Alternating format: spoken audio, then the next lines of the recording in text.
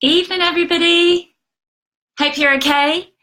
So, I was on a training course today, and we was handed out these little post-it notes, and it was about presentations, and it was just about talking about a subject called the art of being alone.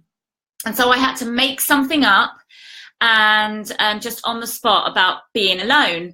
And I thought, this is a common theme.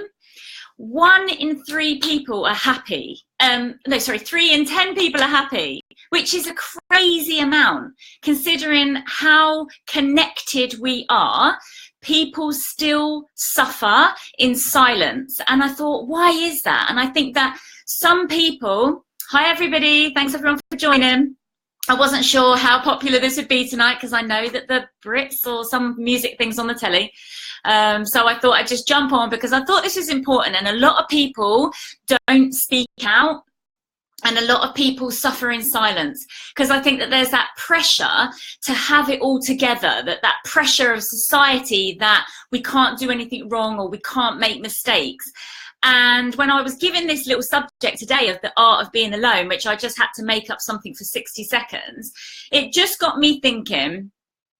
69% of people are stuck or feel stuck in a rut. And why is that? And I thought that it's people don't like being on their own.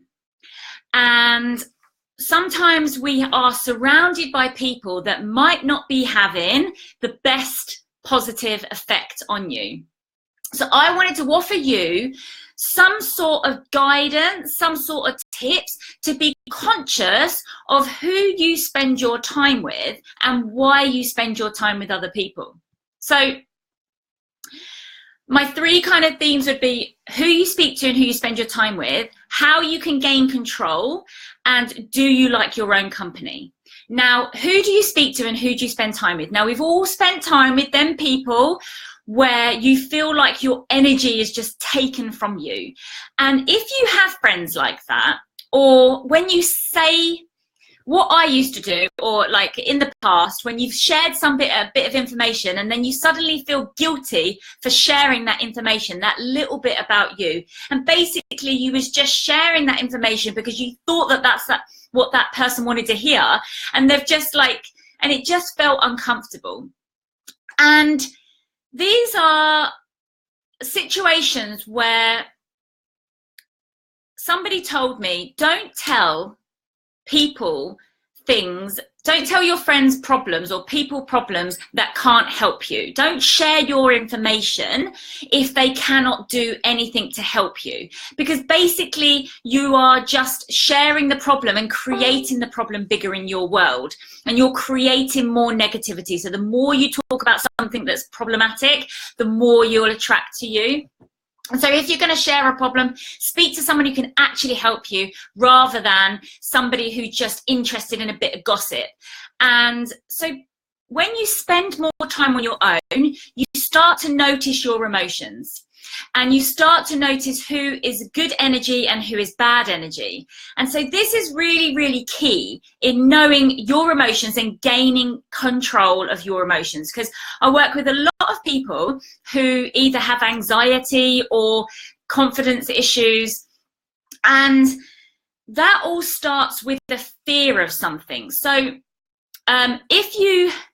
if you're sharing problems with friends that can't really do anything for you, they're taking your energy. So be conscious of who can give you energy, who can give you support, and don't tell people your problems. How can you gain control of your emotions?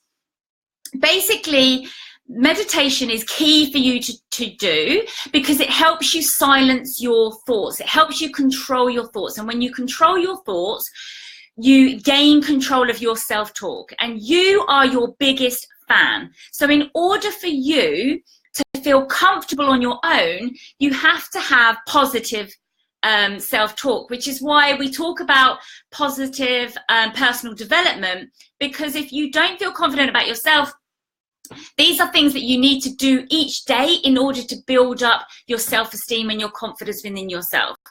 And if you are spending time with people who are giving you more negative self-talk, then you're going to doubt yourself. But the more time you spend on your own, the more you will start to feel confident in you, and you'll start to believe in you, and you won't need other people's confirmation as to what you're doing. And do you like your own company? Like I said, you are your biggest fan. So if you want to change your life and your situation, you need to be comfortable with spending time on your own, because it's as uncomfortable as it is, until you know yourself truly, is only when you can start to make the changes that you want to make in your life. And 70% of people won't make little changes because they don't believe it's going to make a big change into their life. But only you can control your situation. And it's your job to strengthen your mind against negativity. So if you do spend time on your own, you're building your confidence up in order to be able to be your biggest fan, your biggest protector. So for when you do spend time with other people who are negative, or you do spend time at work if people are negative, you are protecting your mind and yourself. Your mind is your biggest tool. So you need to think, how can I build that up so I feel confident enough to go out into the outside world? So I feel confident enough around the friendships to say yes or no, or whatever it is. It's about who is supporting you into becoming the best person that you can be. And when you've got a strong mind and you're comfortable being on your own, then you will be able to fight against negativity. And most people go with the grain, if that's the right phrase. Go towards. No, they don't go against the grain, and they will just conform to what other people are doing in life. And it's easier to kind of do what other people are doing rather than being independent and rather than doing your own things, because we're not brought up to have this resilience against negativity, and so therefore we just like fit in and we're polite and we don't like to challenge things.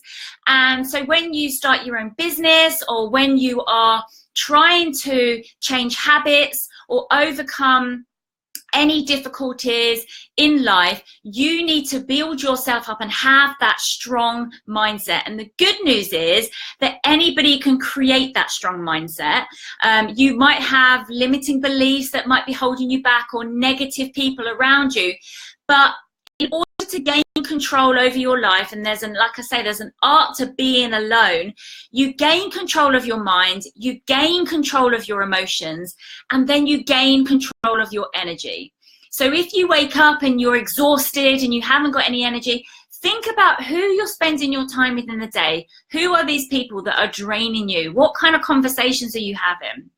And it's important to think about your mind as a tool, and what can you do to build you up. And what I wanted to try and encourage you is that nothing is impossible and nothing is out of your reach in order for you to change your situation and change your life.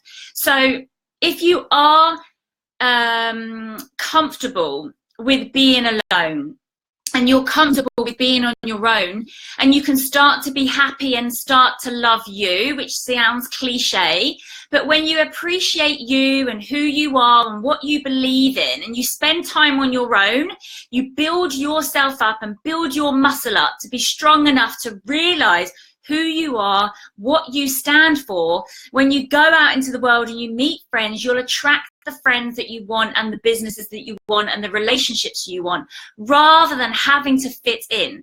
So if you have a sense of not feeling fulfilled, if you're not good at making decisions, if you don't trust yourself and you're always looking for other people's approval, these are things that you can do to gain control over your mind, your emotions, and your energy. It all starts with the art of being alone and comfortable in your own skin, comfortable on your own, in your own company.